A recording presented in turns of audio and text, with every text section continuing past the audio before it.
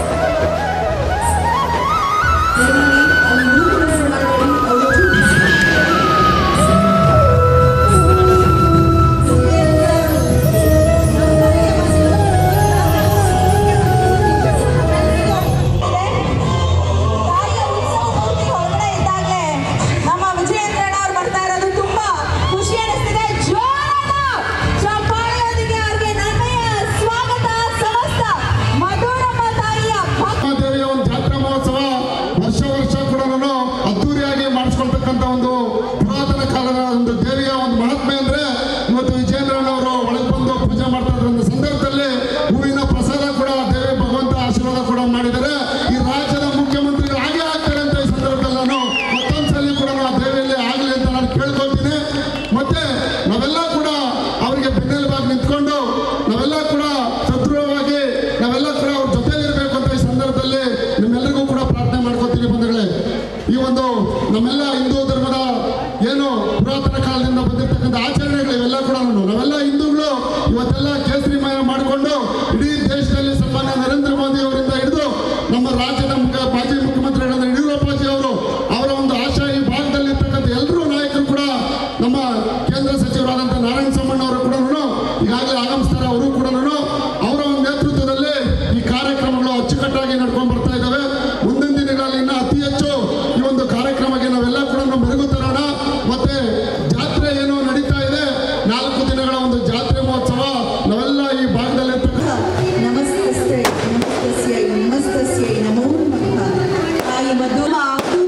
ವಿನಯ್ ಗುರೂಜಿ ಅವರಿಗೆ ನೀವೆಲ್ಲರ ಪರವಾಗಿ ಬರಮ್ಮ, ನಮ್ಮೆಲ್ಲರನ್ನ ಕಾಪಾಡಮ್ಮ, ಎಲ್ಲರ ಬೆನ್ನಿಗೆ ನಿಲ್ಲಮ್ಮ, ಕಷ್ಟ ಕಾಲದಲ್ಲಿ ನಮ್ಮ ಕೈ ಹಿಡಿಯಮ್ಮ.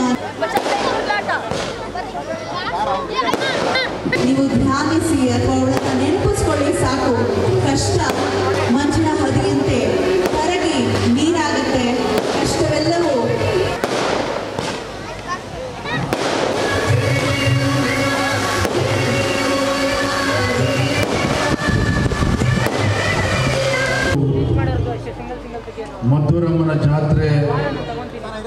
ಈ ಶುಭ ಸಂಜೆಯಲ್ಲಿ ಈ ಕಾರ್ಯಕ್ರಮದ ದಿವ್ಯ ಸಾನ್ನಿಧ್ಯವನ್ನು ವಹಿಸಿರ್ತಕ್ಕಂಥ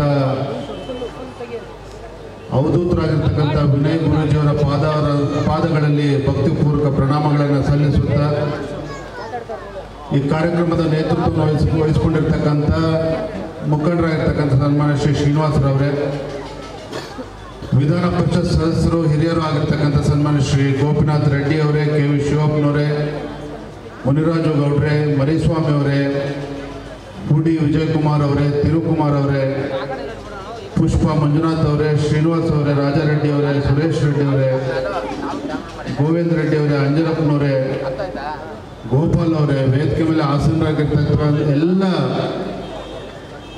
ಹಿರಿಯ ಮುಖಂಡರೇ, ವೇದಿಕೆ ಮುಂಭಾಗದಲ್ಲಿ ಆಸೀನರಾಗಿರ್ತಕ್ಕಂಥ ಎಲ್ಲ ಭಕ್ತಾದಿಗಳೇ, ಅಣ್ಣ ತಮ್ಮಂದಿರೇ, ಪತ್ರಿಕಾ ಹಾಗೂ ಮಾಧ್ಯಮದ ಸ್ನೇಹಿತರೆ, ತಾವೆಲ್ಲರೂ ಕೂಡ ಮದ್ದೂರಮ್ಮನ ಜಾತ್ರೆಯ ಸಂಭ್ರಮದಲ್ಲಿ ತಾವೆಲ್ಲರೂ ಕೂಡ ಪಾಲ್ಗೊಂಡಿದ್ದೀರಿ. ನಾನು ತಿಳ್ಕೊಂಡಿರೋ ಹಾಗೆ ಬರುವಂಥ 3 ದಿನಗಳ ಕಾಲ ಬಹಳ ವಿಜೃಂಭಣೆಯಿಂದ ಈ ಶಕ್ತಿ ದೇವತೆ ಆಗಿರ್ತಕ್ಕಂಥ ಮದ್ದೂರಮ್ಮನ ಒಂದು ಜಾತ್ರೆ ನಡೀತಾ ಇರ್ತಕ್ಕಂಥದ್ದು ನನಗೆ ಬಹಳ ಸಂತೋಷ ಆಗಿದೆ. ಇವತ್ತು ವಿನಯ್ ಗುರೂಜಿಯವರ ಉಪಸ್ಥಿತಿಯಲ್ಲಿ ಹಲವಾರು ಬಾರಿ ನಮ್ಮ ಮನೆಗೆ ಬಂದಿದ್ದಾರೆ, ಪೂಜೆ ತಂದೆಯವರಿಗೆ ಆಶೀರ್ವಾದನ ಮಾಡಿದ್ದಾರೆ, ಮಾರ್ಗದರ್ಶನ ಮಾಡಿದ್ದಾರೆ. ಆದರೆ ಇವತ್ತು ಒಂದೇ ವೇದಿಕೆಯನ್ನು ಹಂಚ್ಕೊಳ್ತಕ್ಕಂಥ ಒಂದು ಸುಸಂದರ್ಭ ನನಗೆ ಒದಗಿ ಬಂದಿರತಕ್ಕಂಥದ್ದು ನನಗೆ ತುಂಬ ಸಂತೋಷ ಆಗಿದೆ ಅಂತೇಳಿ ಈ ಸಂದರ್ಭದಲ್ಲಿ ಮೊಟ್ಟಮೊದಲನ್ನು ಹೇಳೋದಕ್ಕೆ ಇಷ್ಟಪಡ್ತೇನೆ. ಒಂದು ವೇಳೆ ನಮ್ಮ ಭಾರತ ದೇಶದಲ್ಲಿ ಸಾವಿರಾರು ಜಾತಿಗಳಿದ್ದಾವೆ, ನೂರಾರು ಧರ್ಮಗಳಿದ್ದಾವೆ, ಅನೇಕ ಸಂಸ್ಕೃತಿಗಳು ಎಲ್ಲವೂ ಇದ್ದರೂ ಕೂಡ ನಮ್ಮ ಭಾರತದಲ್ಲೇ ಭಾರತೀಯತೆ ಉಳ್ಕೊಂಡಿದೆ, ನಮ್ಮ ಸಂಸ್ಕೃತಿ ಉಳ್ಕೊಂಡಿದೆ ಅಂತಂದರೆ ನಿಜವಾಗ್ಲೂ ಕೂಡ ಏನು ವಿವಿಧತೆಯಲ್ಲಿ ಏಕತೆ ಕಂಡಿರ್ತಕ್ಕಂಥ ದೇಶ ಇವತ್ತು ಯಾವ್ದಾದ್ರು ಭೂಮಿ ಮೇಲೆ ಇದ್ದರೆ ಅದು ನಮ್ಮ ಭಾರತ ದೇಶ ಮಾತ್ರ ಅಂತಕ್ಕಂಥದ್ದು ಭಾಳ ನಾವು ಹೆಮ್ಮೆಯಿಂದ ಈ ಸಂದರ್ಭದಲ್ಲಿ ಹೇಳಬೇಕಾಗ್ತದೆ. ಅದರಲ್ಲೂ ಕೂಡ ವಿಶೇಷವಾದಂಥ ಮದ್ದೂರಮ್ಮನ ಜಾತ್ರೆ ಸುತ್ತಮುತ್ತ ಗ್ರಾಮಗಳಿಂದ ಸುಮಾರು 10 ತೇರುಗಳು, ಸುಮಾರು 75 ಅಡಿ ಎತ್ತರಕ್ಕೂ ಇರ್ತಕ್ಕಂಥ ತೇರುಗಳು ಈ ಭಾಗಕ್ಕೆ ತಂದು ಅಮ್ಮನ ಒಂದು ಪೂಜೆಯನ್ನು ಬಹಳ ಭಕ್ತಿಯಿಂದ ನಾವೆಲ್ಲರೂ ಗ್ರಾಮಸ್ಥರು ಮಾಡ್ತಕ್ಕಂಥದ್ದು. ತಮಗೆಲ್ಲ ಗೊತ್ತಿರೋದು ಭಾರತದಲ್ಲಿ ನಾವು ಪೂಜೆ ಮಾಡ್ತಕ್ಕಂಥದ್ದು ದೇವತೆಗಳನ್ನು ಹೆಚ್ಚು. ಅದು ಕೊಲ್ಲೂರು ಮೂಕಾಂಬಿಕೆ ಇರ್ಬೋದು, ಚಾಮುಂಡಿ ಇರ್ಬೋದು, ಈ ಥರ ಆದಿಶಕ್ತಿ ದೇವತೆಗಳನ್ನು ನಾವು ಹೆಚ್ಚು ಪ್ರೀತಿಯನ್ನು ಮಾಡ್ತಕ್ಕಂಥದ್ದು, ಭಕ್ತಿಯಿಂದ ನಡ್ಕೊಳ್ತಕ್ಕಂಥದ್ದು. ಅದೇ ರೀತಿ ಇವತ್ತು ಮದ್ದೂರಮ್ಮನ ಜಾತ್ರೆ ಕೂಡ ಬಹಳ ವೈಶಿಷ್ಟ್ಯವಾಗಿ ನಡೀತಾ ಇರ್ತಕ್ಕಂಥದ್ದು ನಿಜವಾಗ್ಲೂ ಕೂಡ ನಮಗೆಲ್ಲ ಸಂತೋಷ ತಂದಿದೆ. ನಮಗೆಲ್ಲ ಗೊತ್ತಿರೋ ಹಾಗೆ ಕಳೆದ ಒಂದು 2 ವರ್ಷ ಕರೋನಾ ಇದ್ದಿದ್ದರಿಂದ ಆ ದೇವಿಯ ಒಂದು ಜಾತ್ರೆ ನಮ್ಗೆ ಯಾರೂ ಕೂಡ ಇಲ್ಲಿ ನಡೆಸೋದಕ್ಕಾಗಿಲ್ಲ. ಹಾಗಾಗಿ 2 ವರ್ಷಗಳ ಮಧ್ಯ ನಡೀತಾ ಇದ್ರು ಕೂಡ ಈ ಬಾರಿ ತಾವೆಲ್ಲರೂ ಕೂಡ ವಿಜೃಂಭಣೆಯಿಂದ ಬಹಳ ಆಚರಣೆಯನ್ನು ತಾವೆಲ್ಲರೂ ಕೂಡ ಮಾಡ್ತಾ ಇದ್ದೀವಿ.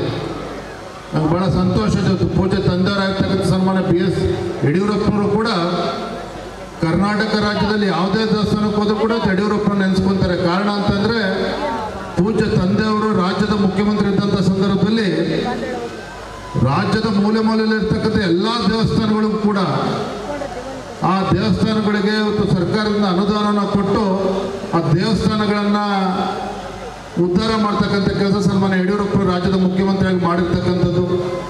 ಹಾಗಾಗಿನೇ ರಾಜಕೀಯದಲ್ಲಿ ಏನೇ ಏಳು ಬೀಳುಗಳಿದ್ರೂ ಕೂಡ ಆ ದೇವರ ಆಶೀರ್ವಾದದಿಂದ ಸನ್ಮಾನ್ಯ ಯಡಿಯೂರಪ್ಪನವ್ರು ಏನೇ ಕಷ್ಟಗಳು ಬಂದರೂ ಕೂಡ ಅದನ್ನೆಲ್ಲವನ್ನೂ ಕೂಡ ಮೆಟ್ಟಿ ನಿಲ್ತಕ್ಕಂಥ ಇವತ್ತು ಕೆಲಸ ಆಗಿದೆ ಅಂತಂದರೆ ದೇವಿಯ ಆಶೀರ್ವಾದ ಅಂತೇಳಿ ನಾನು ಈ ಸಂದರ್ಭದಲ್ಲಿ ಹೇಳೋದಕ್ಕೆ ಇಷ್ಟಪಡ್ತೇನೆ.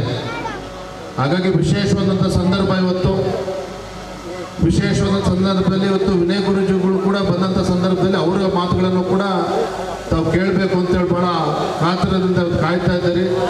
ಅದಕ್ಕಿಂತ ಮುಖ್ಯವಾಗಿ ಇವತ್ತು ಆರ್ಕೆಸ್ಟ್ರನ್ನು ಕೂಡ ಆಯೋಜನೆ ಮಾಡಿದ್ದಾರೆ.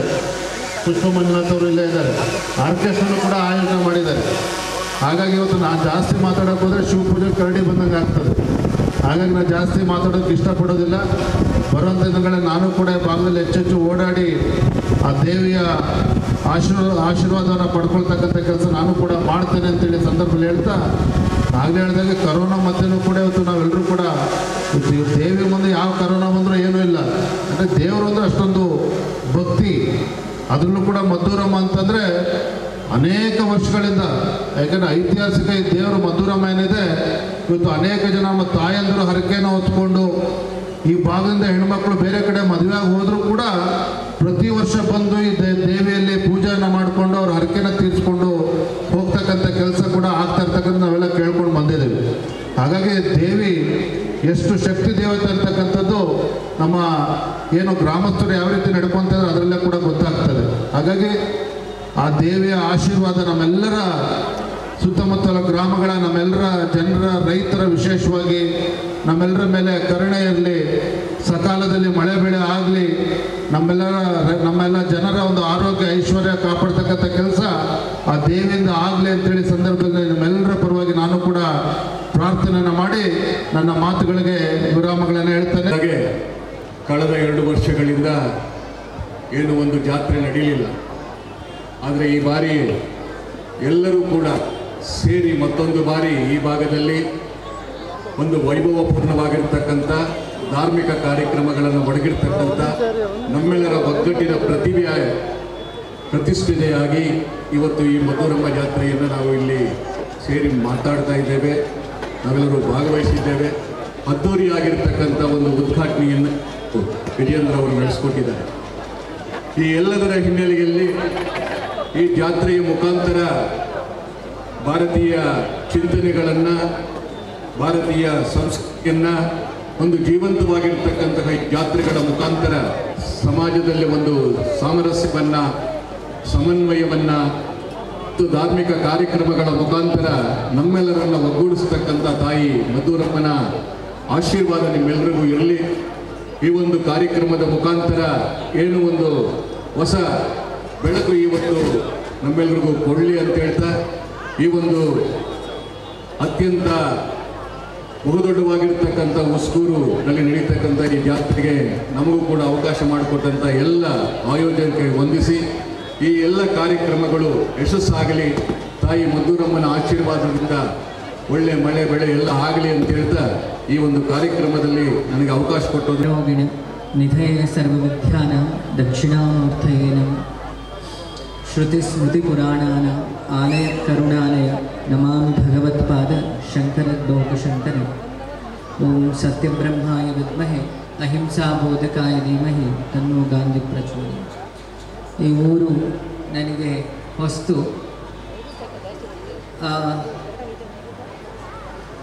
ಆ ಊರಿನ ಹೆಸರು ಹಾಗೇ ಇದೆ, ಹುಸ್ಕೂರು ಅಂತ ಹೇಳಿ. ಪ್ರೊನೌನ್ಸಿಯೇಷನ್ ತಪ್ಪಿದರೆ ಕ್ಷಮಿಸಿ. ಇವತ್ತೊಂದು ವಿಶೇಷ ಏನಂದರೆ, ನಮ್ಮ ಗಾಂಧಿ ಟ್ರಸ್ಟಿನ ಓಪನಿಂಗ್ ದಿನ ನಮ್ಮ ಹಿಂದಿನ ಮುಖ್ಯಮಂತ್ರಿಗಳಾದ ಯಡಿಯೂರಪ್ಪನವರು, ನಾನು ಪಾಪ ಇವತ್ತು ಆ್ಯಂಕರಿಂಗ್ ಮಾಡ್ತಾಯಿದ್ರು. ಅವರು 3 ಜನ ಕೋಇನ್ಸಿಡೆನ್ಸ್ ಆಗಿ ಅವತ್ತಿದ್ವಿ. ಇವತ್ತು ಅದೇ ಜಾಗಕ್ಕೆ ನಾನು ಬರ್ತಾ ಇರೋ ಹೇಳ್ತಾ ಇದ್ರು ಮುಖ್ಯಮಂತ್ರಿ ಅಂತದ್ದು. ಹಾಗೆ ಆಗಲಿ ದೇವ್ರ ದಯೆಯಿಂದ.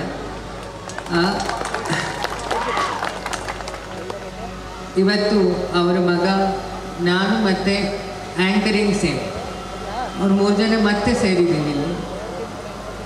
ಹೋದ ತಿಂಗಳು ಅವ್ರ ಅಣ್ಣ ಅವ್ರ ಜೊತೆಗೆ ನಾನು ಉದ್ಘಾಟನೆ ಮಾಡಬೇಕಾಯ್ತು ಶಿವಮೊಗ್ಗ ರೋಟ್ರಿಯಲ್ಲಿ. ಇವತ್ತು ನಿಮ್ಮೂರು ನಿಮಿತ್ತ ಅಂತ ಅಂದ್ಕೊಳಲ್ಲ, ಯಾಕಂದರೆ ಇವತ್ತು ನಾನು ಹೋದಾಗಲೂ ಅಮ್ಮನವ್ರ ಹತ್ರ ನಮಸ್ಕಾರ ಮಾಡಿ ಏನೂ ಕೇಳಲಿಕ್ಕಿರಲ್ಲ ಸನ್ಯಾಸಿಗೆ, ಏನಾದರೂ ಕೇಳಬೇಕಲ್ಲ ದೇವರ ಹತ್ರ. ಹಾಗಾಗಿ ದೇವರ ಹತ್ರ ನಿಮ್ಮೆಲ್ಲರ ಪರವಾಗಿ ಒಂದು ಪ್ರಾರ್ಥನೆ ಮಾಡ್ತಾ ಇದ್ದೀನಿ. ಯಾಕಂದರೆ ಯಡಿಯೂರಪ್ಪನವ್ರ ಕುಟುಂಬ ಅಂದರೆ ಒಂದು ಆಶ್ರಮದ ಒಂದು ಭಾಗ ಇದ್ದ ಹಾಗೆ. ಪಕ್ಷದಕ್ಕಿಂತ ವ್ಯಕ್ತಿತ್ವ ಅಂಥದ್ದು. ಯಾಕೆ ನಮ್ಮ BJP ನೀನು ಹುಡುಕಿದ್ರೆ ಅಂಥ ವ್ಯಕ್ತಿತ್ವ, ಯಡಿಯೂರಪ್ಪನವರ ವ್ಯಕ್ತಿತ್ವ ಸಿಗಲಿಕ್ಕೆ ಕಷ್ಟ. ಇವತ್ತು ಮಧ್ಯಾಹ್ನವೂ ನಾವು ಮಾತಾಡ್ತಾ ಇದ್ದೇವೆ ವಿಚಾರ. ಯಾಕಂದರೆ ಒಬ್ಬ ರಾಜಕೀಯ ವ್ಯಕ್ತಿಗೆ ಆ ಗಾಂಭೀರ್ಯ ಮತ್ತು ಧರ್ಮದಲ್ಲಿರೋ ಗೌರವ, ಅಹಂಕಾರ ಇಲ್ಲದ ವರ್ತನೆ, ಇದೆಲ್ಲ ಸಿಗಬೇಕಾದ್ರೆ ಅವರು ದೇವರ ಪ್ರಸಾದದಿಂದ ಹುಟ್ಟಿರಬೇಕು. ಹಾಗಾಗಿ ಅವ್ರ ತಂದೆಯವರು ಹುಟ್ಟು ಯಡಿಯೂರು ಸಿದ್ದೇಶ್ವರನ ಅನುಗ್ರಹದಿಂದಾಗಿ. ಹಾಗೆ ನಾವೆಲ್ಲ ಇವತ್ತು ಹೇಗೆ ಉತ್ಸವ ಇದೆ, ಇನ್ನೊಂದೆರಡು ಸದ್ಯದಲ್ಲಿ ನಮ್ಮ ವಿಜೇಂದ್ರ ಅವರ ಏನು ಪ್ರಮಾಣ ವಚನವು ಹೀಗೆ ಆಗಲಿ ಅಂತ ಹೇಳಿ ದೇವರನ್ನ ಆಶ್ರಯಿಸೋಣ. ಮತ್ತೆ ಇನ್ನೊಂದು ಊರ ಬಗ್ಗೆ ಹೇಳಬೇಕಂದ್ರೆ, ಈ ಊರಿನ ಜಾತ್ರೆ ಅಂತ ಹೇಳಿದ್ವಿ. ದೇವಸ್ಥಾನ ಅಂದರೆ ನಮಗೆ ಹಿಂದೂ ಅನ್ನೋಕ್ಕಿಂತ ಭಾರತದಲ್ಲಿ ಜೀನ್ಸಲ್ಲಿರೋ ಗುಣ. ದೇವರು ಯಾರು ಅಂತ ನಮಗೆ ಯಾರು ಹೇಳಿಕೊಡೋದು ಬೇಡ. ಹುಟ್ಟುವಾಗಲೇ ದೇವರಿಗೆ ನಮಸ್ಕಾರ ಮಾಡೋದು ಸ್ವಭಾವದಲ್ಲಿ ಬಂದಿದೆ. ತಾಯಿಗೆ ನಮಸ್ಕಾರ ಮಾಡೋದು, ತಂದೆಗೆ ನಮಸ್ಕಾರ ಮಾಡೋದು, ಗೋರಿಗೆ ನಮಸ್ಕಾರ ಮಾಡೋದು ಈ ಮಣ್ಣಲ್ಲಿರೋ ಸಹಜವಾದ ಗುಣ. ಅದಕ್ಕೆ ಸ್ವದೇಶಿ ಅಥವಾ ಸ್ವಧರ್ಮ ಅಂತ ಹೇಳ್ತೀವಿ. ಇವತ್ತು ನಮ್ಮಲ್ಲಿ ಸಂಸ್ಕಾರ ಉಳಿದಿದೆ ಭಾರತದಲ್ಲಿ ಅಂದರೆ ಅದು ಹಳ್ಳಿಗಳ ಹೆಂಗಸರಲ್ಲಿ, ಹಳ್ಳಿಗಳ ಜಾತ್ರೆಗಳಿಂದ, ಹಳ್ಳಿಯವರ ಶುದ್ಧ ಮನಸ್ಸಿಂದ. ಅದು ನಿಮ್ಮೂರಲ್ಲಿ ಎದ್ದು ಕಾಣುತ್ತೆ. ಇವತ್ತು ಎಲ್ಲ ದೇವರನ್ನು ಇಲ್ಲಿ ಸೇರಿಸಿದ್ರೆ ಬರೀ ಒಂದು ದೇವರಿಲ್ಲ. ಯಾಕೆ ಎಲ್ಲ ದೇವತೆಗಳಿಗೆ ತಾಯಿ ಆದಿಶಕ್ತಿ. ಇವತ್ತು ಆದಿಶಕ್ತಿಯನ್ನು ನಾವು ಮದ್ದೂರಮ್ಮ ಅನ್ನೋ ಹೆಸರಲ್ಲಿ ಕರೆದಿದ್ದೀವಿ. ದೇವಿಗೆ ಹೆಸರಿಲ್ಲ, ದೃಗ್ಗೋಚರೀತಿ ದೇವಿ, ಇಡೀ ಜಗತ್ತನ್ನೇ ಬೆಳಗವಳು. ಹೇಗೆ ಆ ಡ್ರೋನ್ ಕ್ಯಾಮ್ರಾ ಎಲ್ಲೋ ಕೂತು ರಿಮೋಟಿಂದ ಕಂಟ್ರೋಲ್ ಆಗ್ತಿದೆಯೋ ಹಾಗೆ ಇಡೀ ಜಗತ್ತು ಅಲ್ಲಿ ಒಳಗಿರೋ ಗರ್ಭಗುಡಿಯಲ್ಲಿರೋ ರಿಮೋಟಿಂದ ಕಂಟ್ರೋಲ್ ಆಗ್ತಾ ಇದೆ. ಇದನ್ನೇ ದೇವರು ಅಂತ ಹೇಳೋದು. ನಮಗೆ ರಿಮೋಟ್ ಕಾಣ್ತಿಲ್ಲ, ಕ್ಯಾಮ್ರಾ ತಿರುಗೋದು ಕಾಣುತ್ತೆ. ನಮ್ಮ ಸೈನ್ಸ್ ಅವರು ಇದನ್ನು ಮಾತ್ರ ನಂಬ್ತಾರೆ. ಆ ಕ್ಯಾಮ್ರಾವನ್ನು ಕಂಟ್ರೋಲ್ ಮಾಡ್ತಿರೋ ಇನ್ನೊಂದು ಸೆನ್ಸ್ ಆರ್ಗನ್ ಒಳಗೆ ಏನಿದೆ ಭಗವಂತ ಅಂತ ಹೇಳಿ, ಅದನ್ನು ಹುಡುಕ್ಬೇಕು. ಅದು ಹುಡುಕ್ಬೇಕಾದ್ರೆ ಅದು ದೇವಸ್ಥಾನಗಳಿಂದ ಸಾಧ್ಯ. ಅಲ್ಲಿ ಕೆಲಸ ಮಾಡೋದು ಬುದ್ಧಿಶಕ್ತಿ ಇಲ್ಲ, ನಂಬಿಕೆ. ಅಮ್ಮ ಇದ್ದಾಳೆ ಅನ್ನೋ ನಂಬಿಕೆ. ಆ ನಂಬಿಕೆಯೇ ದೇವಸ್ಥಾನ. ನಮ್ಮ ದೇಹವನ್ನು ಶುದ್ಧ ಮಾಡೋ ಜಾಗ ಆಸ್ಪತ್ರೆ ಹೇಗೋ, ನಮ್ಮ ಮನಸ್ಸು ಕೊಳಕಾದಾಗ ಅದನ್ನು ಶುದ್ಧ ಮಾಡೋ ಜಾಗ ದೇವಸ್ಥಾನ. ಹಾಗಾಗಿ ಅಲ್ಲಿ 5 ಥರ ಆರಾಧನೆಯನ್ನು ಮಾಡ್ತೀವಿ. ಅಭಿಷೇಕದ ಮೂಲಕ ಜಲದಿಂದ ಆರಾಧನೆ ಮಾಡ್ತೀವಿ, ಅದನ್ನು ತೀರ್ಥ ಅಂತ ಸ್ವೀಕಾರ ಮಾಡ್ತೀವಿ. ಅಗ್ನಿಯಿಂದ ಮಂಗಳಾರತಿ ಅಂತ ಆರಾಧನೆ ಮಾಡ್ತೀವಿ. ನೈವೇದ್ಯ ಇಟ್ಟು ಪೃಥ್ವಿ ತತ್ವದಿಂದ ಆರಾಧನೆ ಮಾಡ್ತೀವಿ. ಧೂಪ ಹಾಕೋದ ಮೂಲಕ ವಾಯು ತತ್ವವನ್ನು ಆರಾಧನೆ ಮಾಡ್ತೀವಿ. ಹೂ ಹಾಕೋ ಮೂಲಕ ಆಕಾಶ ತತ್ವವನ್ನು ಆರಾಧನೆ ಮಾಡ್ತೀವಿ. ಇದರ ಅರ್ಥ ಏನು? ನಮ್ಮ ದೇಹ ಆಗಿದ್ದು 5ರಿಂದನೇ. ಆ 5 ಪಂಚಭೂತಗಳನ್ನು ಒಂದು ಸ್ವರೂಪ ಕೊಟ್ಟು ಪೂಜೆ ಮಾಡೋ ಜಾಗ ದೇವಸ್ಥಾನ. ಇದು ಆ ದೇವಸ್ಥಾನದ ಹಿಂದೆ ಇರೋ ಅಚಲವಾದ ನಂಬಿಕೆ. ಹೇಗೆ ಈ ಬಲ್ಪ್ ಒಳಗೆ ಕರೆಂಟ್ ಪ್ರವೇಶ ಆದಾಗ ಆ ಬಲ್ಪ್ ಹೇಗೆ ಉರಿಯುತ್ತೋ, ವಿಗ್ರಹ ಅನ್ನೋ ಬಲ್ಪಿಗೆ ಮಂತ್ರಗಳ ಮೂಲಕ, ಮುಗ್ಧ ಭಕ್ತಿ ಮೂಲಕ ನಾವು ಶ್ರದ್ಧೆಯಿಂದ ಅವಳನ್ನು ಕರೆದಾಗ ಅಮ್ಮ ಅಂತ ಹೇಳಿ ಆ ಶ್ರದ್ಧೆಗೆ ಆ ದೇವಿ ಒಲಿತಾಳೆ. ಅದೇ ದೇವಸ್ಥಾನದ ಜಾಗೃತ ಜಾಗ ಅಂತ ಹೇಳ್ತೀವಿ. ವರ್ಷಕ್ಕೊಮ್ಮೆ ಜಾತ್ರೆ ಮಾಡೋ ಮೂಲಕ ನಮಗೆ ಅನ್ನ, ನೆಲ, ಜಲ ಓಡಾಡಲಿಕ್ಕೆ ಜಾಗ ಕೊಟ್ಟ ಆ ತಾಯಿಯನ್ನು ಕೃತಜ್ಞತೆ ಸಲ್ಲಿಸೋದನ್ನು ಜಾತ್ರೆ ಅಂತೀವಿ. ಇದು ಆಧ್ಯಾತ್ಮ ಭಾಗ ಆಯಿತು. ವಿವಿಧತೆಯಲ್ಲಿ ಏಕತೆ ಅಂತ ಹೇಳಿದ್ರು. ಈಗಷ್ಟೇ ವಿಜೇಂದ್ರ ಅವರು ಅದನ್ನು ತೆಗೆದ್ರು ಭಾಷಣದಲ್ಲಿ. ಎಲ್ಲರ ಮನಸ್ಸು ಒಮ್ಮತದಲ್ಲಿ ಸೇರುತ್ತೆ. ಅಲ್ಲಿ ಜಾತಿ, ಮತ, ಕುಲ ಭೇದ ಇಲ್ಲದೆ ಹಿಂದೂ ಅಂದರೆ ಒಂದು ಅಂತ ಹೇಳಿ ತೋರಿಸೋ, ಒಂದು ಪ್ರಾಕ್ಟಿಕಲ್ ಆಗಿ ತೋರಿಸೋ ಜಾಗ ದೇವಸ್ಥಾನದ ಜಾತ್ರೆ. ಆ ಜಾತ್ರೆಯಲ್ಲಿ ನಂದೊಂದು ರಿಕ್ವೆಸ್ಟ್. ಆಧ್ಯಾತ್ಮ ಆಯಿತು. ಹಿಂದೆ ದೇವಸ್ಥಾನಗಳು ತಮಿಳ್ನಾಡಲ್ಲಿ ಮಾಡ್ತಾ ಇದ್ರು. ಒಂದು ದೊಡ್ಡ ಹಾಲ್ ಇರ್ತಿತ್ತು, ಒಂದು ಪುಷ್ಕರಣಿ ಇರ್ತಿತ್ತು, ನಿತ್ಯ 3 ಹೊತ್ತು ಪ್ರಸಾದ ಇರ್ತಿತ್ತು. ನಿನ್ನೆ ಸಿದ್ಧಾರೂಢರ ಮಠಕ್ಕೆ ಹೋದಾಗ ಅಲ್ಲಿ ಪ್ರಸಾದ ಹಂಚ್ತಾ ಒಬ್ರು ಕೇಳಿದ್ರು ಏನು ಅಂತ ಹೇಳಿ. ನಾವು ನಾನಾ ಪಾಪಕರ್ಮಗಳನ್ನು ಮಾಡಿರ್ತೇವೆ, ಅದನ್ನು ಶುದ್ಧ ಮಾಡೋ ಜಾಗ ದೇವಸ್ಥಾನದಲ್ಲಿ ಅನ್ನದಾನ ಮಾಡಿದಾಗ ಆ ಪಾಪ ಹೋಗ್ತದೆ. ಮನುಷ್ಯನಿಗೆ ತೃಪ್ತಿ ಸಿಗುವುದು ಅನ್ನ. ಭಗವದ್ಗೀತೆಯಲ್ಲಿ ಹೇಳ್ತಾರೆ, ಅಹಂ ವೈಶ್ವಾನರೋ ಭೂತ್ವ ಪ್ರಾಣಿನಾಂ ದೇಹಮಾಶ್ರಯೇ. ನಾನು ಪ್ರಾಣ ಆಗಿ ಎಲ್ಲರ ದೇಹದೊಳಗೂ ಇದ್ದೀನಿ ಅಂತ ಪರಮಾತ್ಮನ ವಾಕ್ಯ. ದೇಹದಿಂದ ನಾವು ಬೇರೆ, ಜಾತಿಯಿಂದ ಬೇರೆ, ರೂಪದಿಂದ ಬೇರೆ, ಪ್ರಾಣದಿಂದ ನಾವೆಲ್ಲ ಒಂದೇ. ಅದಕ್ಕೆ ಪ್ರಾಣ ಪ್ರತಿಷ್ಠೆ ಅಂತ ದೇವಸ್ಥಾನದಲ್ಲಿ ಒಂದು ಶಬ್ದ ಉಪಯೋಗಿಸ್ತೀವಿ. ಈ ದೇವಸ್ಥಾನಗಳಲ್ಲಿ ಮೆಡಿಕಲ್ ಕ್ಯಾಂಪು, ಅನ್ನದಾಸೋಹ, ವಿದ್ಯಾರ್ಥಿ ವೇತನ, ಸಾಮೂಹಿಕ ಮದುವೆ ಇದನ್ನೆಲ್ಲ ಮಾಡಿದಾಗ ಕಲ್ಲಿನೊಳಗೆ ದೇವರನ್ನು ನೋಡಿ ಆಯ್ತು. ಕಣ್ಣೀರು ಹಾಕೋರನ್ನ ದೇವರನ್ನು ನೋಡೋ ಪ್ರಯತ್ನವನ್ನು ಮಾಡಿದಾಗ ಆ ದೇವಸ್ಥಾನದ ಜಾತ್ರೆಗೆ ಇನ್ನೂ ಮೆರುಗು ಬರುತ್ತೆ ಅಂತ ನನ್ನ ಇಚ್ಛೆ. ಮತ್ತು ಈ ದೇವಸ್ಥಾನದಲ್ಲಿ ದೇವರಿಗೆ ಅರ್ಪಣೆ ಮಾಡಿದ್ದ ಸೀರೆಗಳನ್ನು ಯಾರು ಬಡವರು ಮದುವೆ ಆಗಲಿಕ್ಕಿರಲ್ಲ ಅವರಿಗೆ ಕೊಡೋ ಕೆಲಸ ಮಾಡಿದಾಗ ಆ ತಾಯಿಗೆ ಇನ್ನೂ ಡಬಲ್ ಖುಷಿ ಆಗ್ತದೆ. ಯಾಕೆ ಒಂದು ಸಲ ಅಮ್ಮನವರಿಗೆ ಸೀರೆ ಕೊಟ್ಟ ಮೇಲೆ ಮತ್ತೆ ಧರಿಸಲ್ಲ. ಅದನ್ನು ಮುಗ್ಧ ಬಡವರಿಗೆ ಕೊಟ್ಟಾಗ ಆ ತಾಯಿಗೆ ಇನ್ನೂ ತೃಪ್ತಿ ಆಗ್ತದೆ. ಸೊ ಆ ಕೆಲಸಗಳು ದೇವಸ್ಥಾನಗಳಲ್ಲಿ ಇನ್ನೂ ಆಗಬೇಕು. ಯಾಕೆ ಒಬ್ಬ ಮೋದಿ ಮನಸ್ಸು ಮಾಡಿ ಒಂದು ಕಾಶಿ ಆಗುತ್ತೆ ಅಂದರೆ, ಪ್ರತಿಯೊಬ್ಬರು ಮೋದಿ ಹಾಗೆ ಬದುಕಿದ್ರೆ ಊರು ಕಾಶಿ ಆಗೋದ್ರಲ್ಲಿ ಏನು ವ್ಯತ್ಯಾಸ ಇಲ್ಲ. ಅದಕ್ಕೆ ಮನಸ್ಸಿರಬೇಕಷ್ಟೆ. ಯಾಕಂದರೆ ನಿಮಗಿರೋ ಮಂತ್ರಿಗಳು ನಾರಾಯಣ ಸ್ವಾಮಿಯವರಾಗಲಿ, ವಿಜೇಂದ್ರ ಅವರಾಗಲಿ, ನಮ್ಮ MLC ತುಂಬ ಎಥಿಕ್ಸ್ ಇರೋ ಮನುಷ್ಯ.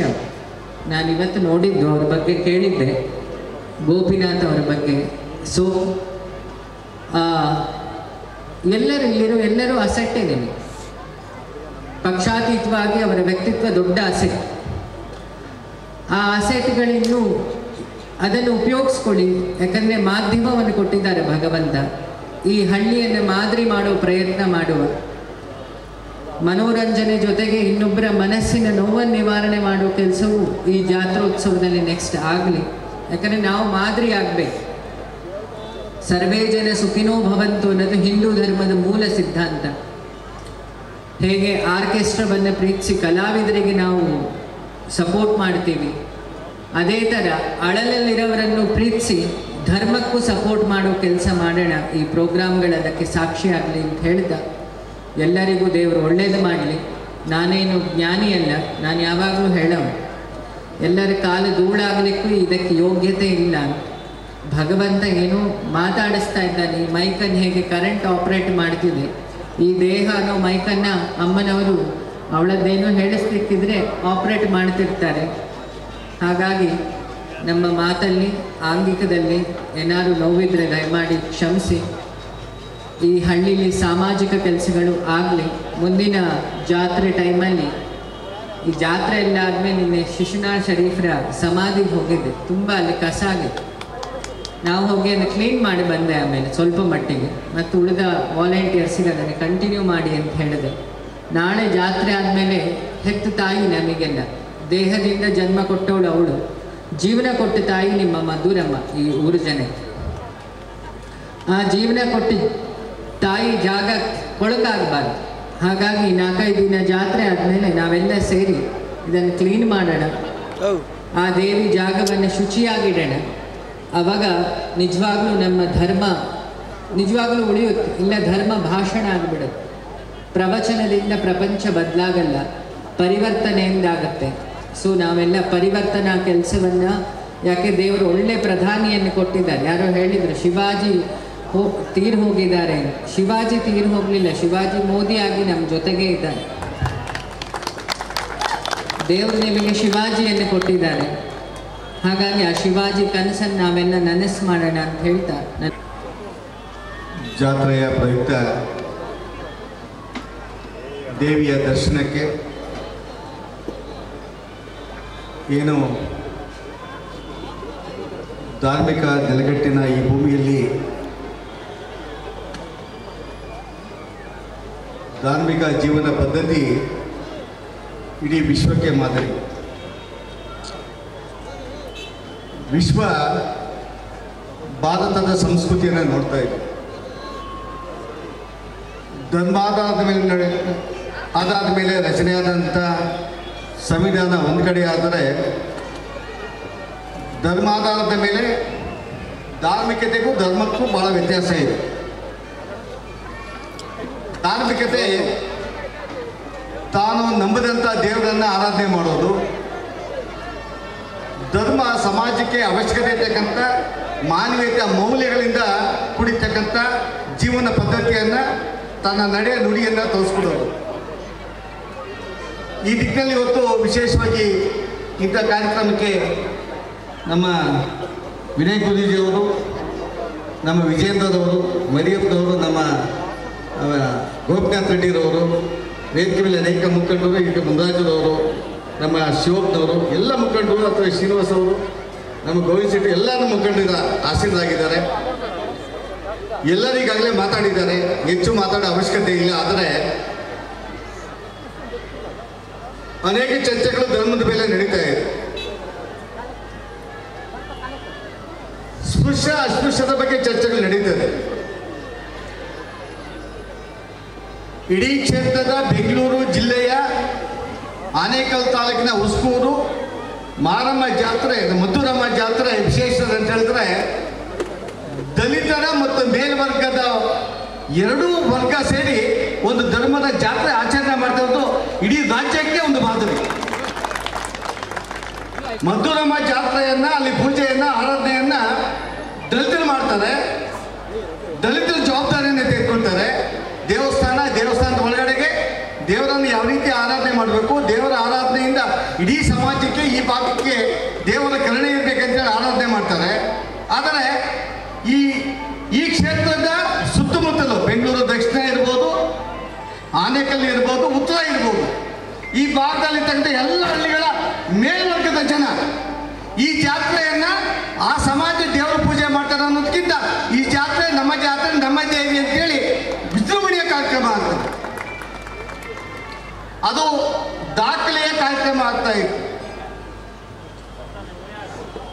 ಆ ದಾಖಲೆ ಕಾರ್ಯಕ್ರಮ ಅಂತ ಹೇಳಿದ್ರೆ ಆ ಯುವಕರ ಭಕ್ತಿ ಧರ್ಮ ಈ ಮೊದಲ ಮೇಲೆ ಹೇಗಿತ್ತು ಅಂತ ಹೇಳಿದ್ರೆ, ಆ ಧ್ವಜಗಳನ್ನು ಹಳ್ಳಿಯಿಂದ ಎಳ್ಕೊಂಡ್ಬರ್ಬೇಕಾದ್ರೆ ಯಾವ ಹೊಲ ಇದೆ, ಎಲ್ಲ ಹಳ್ಳ ಇದೆ, ಯಾವ ತೋಟ ಇದೆ, ಏನಾಗ್ತದೆ, ರೈತರು ಏನು ಹೇಳ್ತಾರೆ, ಏನು ಕೇಳಬಹುದು, ಪ್ರಶ್ನೆನೇ ಇಲ್ಲ.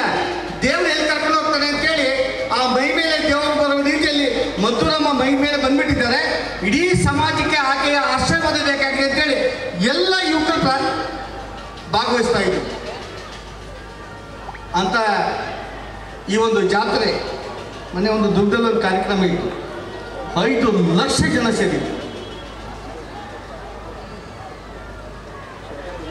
ಈ ದೇಶವನ್ನ, ಈ ಸಮಾಜವನ್ನ, ಮಾನವೀಯತೆಯನ್ನ, ಮೌಲ್ಯಗಳನ್ನ, ಬದುಕನ್ನು ಸಾಗಿಸೋದಕ್ಕೆ, ಪಂಚಾಯತ್ಗಳನ್ನು ನಿಗ್ರಹಿಸೋದಕ್ಕೆ, ಮನುಷ್ಯನಿಗೆ ತನ್ನ ಜೀವನದ ದಾರಿಯನ್ನು ತೋರಿಸ್ಕೊಳ್ಳೋದಕ್ಕೆ ಧಾರ್ಮಿಕತೆ, ಧಾರ್ಮಿಕತೆಯ ನೆಲೆಗಟ್ಟು ಆ ಭಾಗದಲ್ಲಿ ಆ ಕಾರ್ಯಕ್ರಮದಲ್ಲಿ ನಡೆಯುವಂಥ ಅನೇಕ ಮಾರ್ಗದರ್ಶನ, ಅವರ ನಡೆ ನುಡಿಗಳು ಸಮಾಜಕ್ಕೆ ಆದರ್ಶವಾಗ್ತದೆ. ಅಂತ ಕಾರ್ಯಕ್ರಮವನ್ನು ಬಹಳ ಯಶಸ್ವಿಯಾಗಿ ಈ ಭಾಗದ ನಮ್ಮ ಮುಖಂಡ ಮಾಡಿಕೊಂಡಿದ್ದಾರೆ. ನಿಮಗೆ ಮಧುರಮ್ಮ ಈ ಭಾಗದಲ್ಲಿರ್ತಕ್ಕಂಥ ಎಲ್ಲ ವರ್ಗಕ್ಕೆ ಆ ದೇವಿಯ ಆಶೀರ್ವಾದ. ಇವತ್ತು ತೊಂದರೆ ಆಗಿದೆ. ಹಳ್ಳಿಗಳಿಂದ ಕುಡಿದು ಬರೋದಕ್ಕೆ ನಮ್ಮ ಎಲೆಕ್ಟ್ರಿಕ್ ಲೈನ್ ಕ್ಲಿಯರ್ ಆಗಲಿಲ್ಲ. ಅನೇಕ ಎಕ್ಸ್ಪ್ರೆಸ್ ರೈಲ್ವೇಸ್ ನಿಲ್ಸಕ್ಕೆ ಆಗೋದೇ ಇಲ್ಲ ಅಂತೇಳಿ ಒಂದು ಆದೇಶ ಆಗಿದೆ. ಆದರೆ ನಿಮಗೆ ಆದಷ್ಟು ಬೇಗ ರೈಲ್ವೆ ಫ್ಲೈಓವರ್ನ ಕಟ್ಟಿಸಿ ಇಡೀ ಜಾತ್ರೆಯನ್ನು ವಿಜೃಂಭಣೆಯಿಂದ ಮಾಡಿಸೋದಕ್ಕೆ ಎಲ್ಲ ಪೂರ್ಣ ಸಹಕಾರವನ್ನು ತಮ್ಮ ನೀಡ್ತೇವೆ ಅಂತೇಳಿ ನಾನು ಆ ವಿಷಯವನ್ನು ಹೇಳ್ತಾ ಇದ್ದಲ್ಲ. ಮಂತ್ರ ಹಾಕ್ಬಿಟ್ಟಿದ್ದು ಆಗೋದಕ್ಕೆ. ಆದರೆ ಎಸ್ಟಿಮೇಟ್ ಆಗಿದೆ, ಅಪ್ರೂವಲ್ ಆಗಿದೆ, ಟೆಂಡರ್ಗೆ ಕೆಲಸ ಮಾಡಬೇಕು. ಆದಷ್ಟು ಬೇಗ ಕೆಲಸವನ್ನು ಮಾಡಿಕೊಟ್ಟು ಈ ಜಾತ್ರೆ ವಿಜೃಂಭಣೆ ನಡೆಸೋದಕ್ಕೆ ಆ ದೇವಿಯ ಆಶೀರ್ವಾದದ ಅವಶ್ಯಕತೆ ಇದೆ. ಆ ದೇವಿಯ ಆಶೀರ್ವಾದದೊಂದಿಗೆ ಆ ಕಾರ್ಯಕ್ರಮ ಆದಷ್ಟು ಬೇಗ ಮುಗಿಸೋಣ.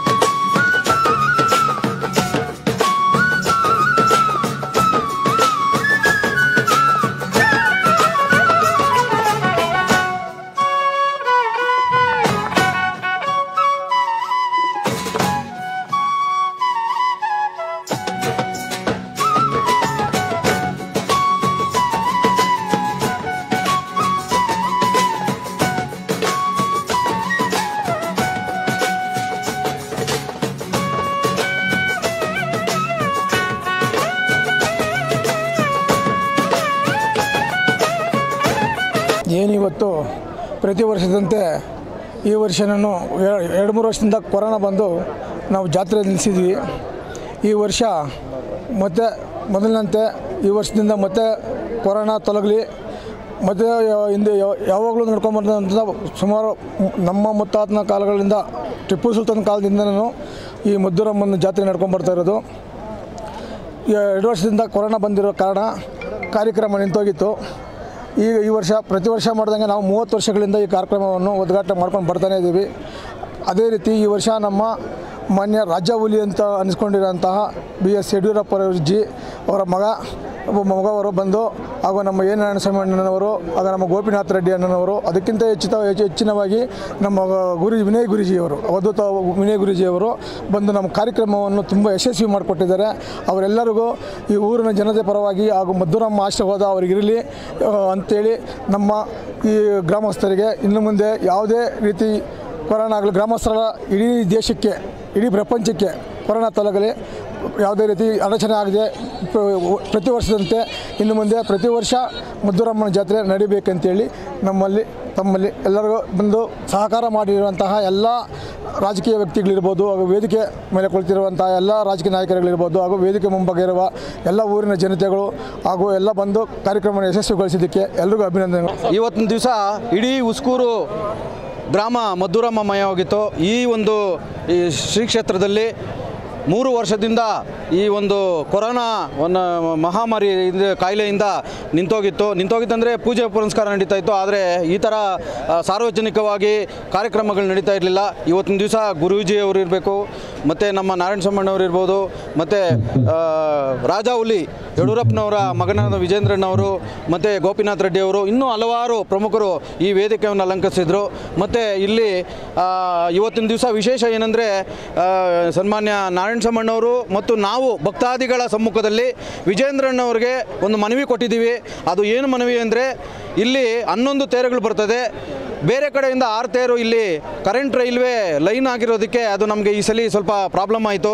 ಬರೋ ವರ್ಷ ಅಷ್ಟೊತ್ತಿಗೆ ಈ ಒಂದು ಫ್ಲೈಓವರ್ನ ಮಾಡಿ ಜಲ್ದಿ ಮುಗಿಸಿ ಆ ತೇರುಗಳಿಗೂ ಸಹ ಈ ಮದ್ದೂರಮ್ಮ ಸನ್ನಿಧಿಗೆ ಬರಲೇಬೇಕಂದ್ಬಿಟ್ಟು ನಾವು ಮನವಿ ಮಾಡಿದ್ದೀವಿ.